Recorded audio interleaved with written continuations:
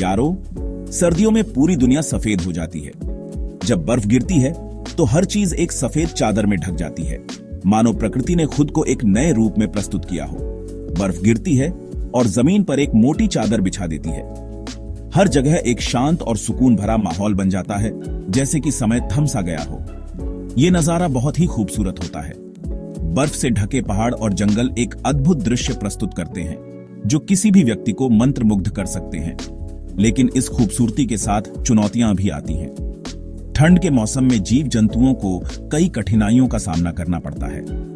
जानवरों को इस कड़कती ठंड में जिंदा रहने के लिए संघर्ष करना पड़ता है। उन्हें भोजन और पानी की तलाश में लंबी दूरी तय करनी पड़ती है। उन्हें खाने और रहने की जगह चाहिए होती है। ठंड से बचने के लिए वे सुरक्षित स्थान ढूंढते हैं, जहां वे खुद को छुपा सकें। उन्हें खुद को गर्म रखना होता है। कई जानवर एक साथ मिलकर गर्मी बनाए रखते हैं, जबकि कुछ अपने मोटे फर का उपयोग करते हैं। कैसे करते होंगे ये सब? ये सोचने वाली बात है कि ये जीव कैसे इतनी कठिन परिस्थितियों में भी जीवित रहते हैं। जानवरों के पास सर्दी से बचने के बहुत सारे तरीके होते हैं। वे अपने आप को मौसम के अनुसार ढाल लेते हैं। कुछ जानवर आश्रय ढूंढते हैं। वे गुफाओं, पेड़ों के खोखलों या बर्फ के नीचे छुप जाते हैं। कुछ लंबी नींद सो जाते हैं। हाइबरनेशन के दौरान वे अपनी ऊर्जा को बचाने के लिए गहरी नींद में चले जाते हैं। बहुत सारे जानवर मौसम के हिसाब से खुद को बदल लेते हैं। उनके शरीर में कई बदलाव होते हैं जो उन्हें ठंड से बचाते हैं। उनके बाल घने हो जाते हैं या उनका रंग बदल जाता है। ये बदलाव उन्हें ठंड से बचाने में मदद करते हैं और उन्हें शिकारियों से छुपाते हैं। ये एडेप्टेशंस उन्हें साल के सबसे मुश्किल समय में जिंदा रहने में मदद करते हैं। ये जीव अपनी अद्भुत क्षमता से हमें प्रेरित करते हैं। बर्फीली दुनिया में जिंदा रहने की जद्दोजहद एक रेजिलियंस की कहानी है। यह हमें सिखाती है कि कठिनाइयों का सामना कैसे किया जाए। यह एडेप्टेशन और डिटर्मिनेशन की कहानी है। यह हमें दिखाती है कि कैसे जीव अपनी परिस्थितियों के अनुसार खुद को ढालते हैं। यह कहानी हर साल दोहराई जाती है। हर सर्दी में ये जीव फिर से अपने संघर्ष की यात्रा शुरू करते हैं और ये कहानी हमें प्रकृति की ताकत की याद दिलाती है। यह हमें सिखाती है कि जीवन में हर चुनौती का सामना किया जा सकता है। ठंड से बचने का पहला तरीका है आश्रय ढूंढना। बहुत सारे जानवर बर्फ और जमा देने वाली ठंड से बचने के लिए रिफ्यूज ढूंढते हैं। उन्हें बरोज, डेंस और नेस्ट्स में गर्मी मिलती है। ये शेल्टर्स उन्हें मौसम की मार से बचाते हैं। चूहे और वोल्स जैसे छोटे जानवर जमीन के नीचे बरोज खोदते हैं। ये बरोज इंट्रिकेट टनल्स होते हैं। ये सोने के लिए एक सुरक्षित और गर्म जगह देते हैं। ये उन्हें खाना जमा करने की जगह भी देते हैं। भालू जैसे बड़े जानवर केव्स या खोखले पेड़ों में शेल्टर ढूंढते हैं। ये जगह इंसुलेशन देती है। ये जानवरों को अपनी एनर्जी बचाने में मदद करती है। ये शेल्टर उन्हें प्रेडेटर से बचाते हैं। कुछ जानवरों के लिए सर्दी से बचने का सबसे अच्छा तरीका है पूरी सर्दी सोते रहना। हाइबरनेशन एक गहरी नींद होती है। यह जानवरों को उस समय एनर्जी बचाने में मदद करती है जब खाना कम होता है। ग्राउंड हॉग्स और चमगादड़ जैसे जानवर जो हाइबरनेट करते हैं, अपने शरीर का तापमान कम कर लेते हैं। उनके दिल की धड़कन और सांस धीमी हो जाती है। इससे एनर्जी बचती है। ये महीनों तक अपने शरीर में जमा हुई चर्बी पर जिंदा रह सकते हैं। हिबरनेशन एक रिमार्केबल एडेप्टेशन है। ये जानवरों को कड़वी से कड़वी सर्दी में भी जिंदा रहने में मदद करता है। जब बसंत आता है तो ये जाग जाते हैं और अपनी एक्टिव जिंदगी में वापस लौट आते हैं। जैसे जैसे सर्दी नजदीक आती है, कुछ जानवरों में बदलाव आने लगते हैं। उनके शरीर पर बालों का एक मोटा कोट उग आता है। ये फर इंसुलेशन देता है। ये उन्हें जमा देने वाली ठंड में भी गर्म रहने में मदद करता है। आर्कटिक फॉक्स इसका एक प्राइम एग्जाम्पल है। इसका मोटा सफेद विंटर कोट इसे बर्फीले इलाके में गायब होने में मदद करता है। यह कैमोफ्लाज इसे प्रीडेटर से बचाता है। यह इसे प्रे के पास खामोशी से जाने में भी मदद करता है। स्नोशू हेयर भी अपने कोट का रंग बदलता है। गर्मियों में यह भूरा होता है, लेकिन जैसे ही सर्दी नजदीक आती है यह मोल्ट करता है।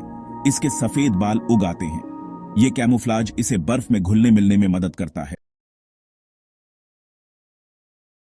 Section 5 the great migration, a journey for survival.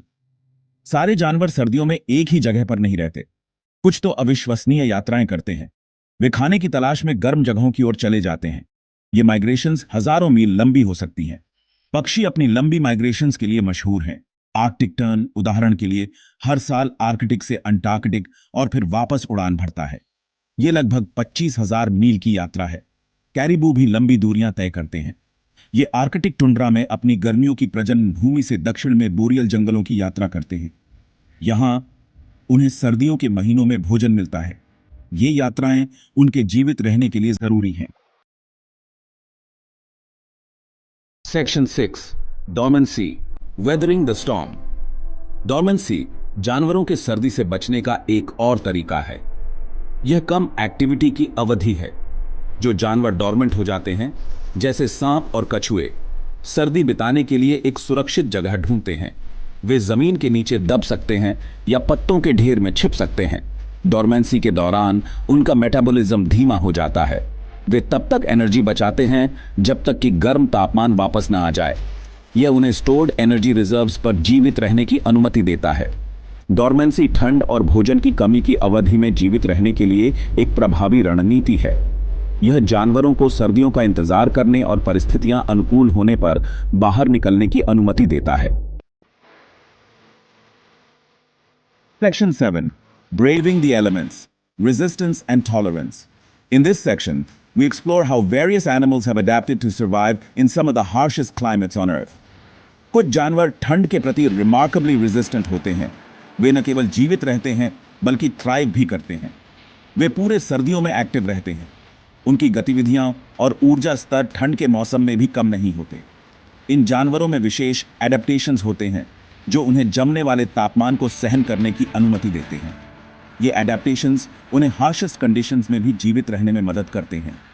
उदाहरण के लिए मस्क ऑक्स के पास एक मोटा वूली कोट होता है। यह कोट उन्हें अत्यधिक ठंड से बचाता है। यह कोट इंसुलेटिंग करने में इतना प्रभावी है कि बर्फ उसकी पीठ पर बिना पिघले जमा हो सकती है। यह उन्हें ठंड से बचाने का एक अद्भुत तरीका है। यह इंसुलेशन उसे फ्रिजिड आर्कटिक तापमान से बचाने में मदद करता है।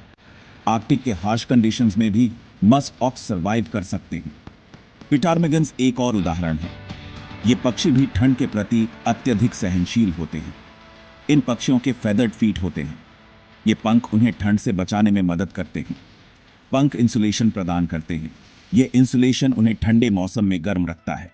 पिटरमिगन्स को अक्सर बर्फ के ऊपर चलते हुए भोजन की तलाश में पाया जा सकता है। वे हार्शेस्ट कंडीशंस में भी भोजन खोजने में सक्षम होते हैं। ये जानवर प्रकृति के अविश्वसनीय रेजिलियंस को प्रदर्शित करते हैं। वे दिखाते हैं कि जीवन कितनी भी कठिनाइयों का सामना कर सकता है। वे दिखाते हैं कि जिंदगी एक रास्ता खोज ही लेती है, सबसे ज्यादा एक्सट्रीम एनवायरनमेंट्स में भी। ये हमें सिखाता है कि हम भी कठिनाइयों का सामना कर सकते हैं और उन्हें पार कर सकते हैं। Section 8 A Testament to Life Examples of Winter Survivors. जानवरों का साम्राज्य सर्दियों में जीवित रहने के अविश्वसनीय उदाहरणों से भरा है। अपने रंग बदलने वाले फर वाला स्नोशू हेयर कैमोफ्लाज का मास्टर है। अपने मोटे सफेद कोट वाला आर्कटिक फॉक्स जमे हुए टुंड्रा के लिए पूरी तरह से अनुकूलित है। अपने लंबे माइग्रेशन वाला कैरिबू असाधारण एंड्योरेंस को प्रदर्शित करता है।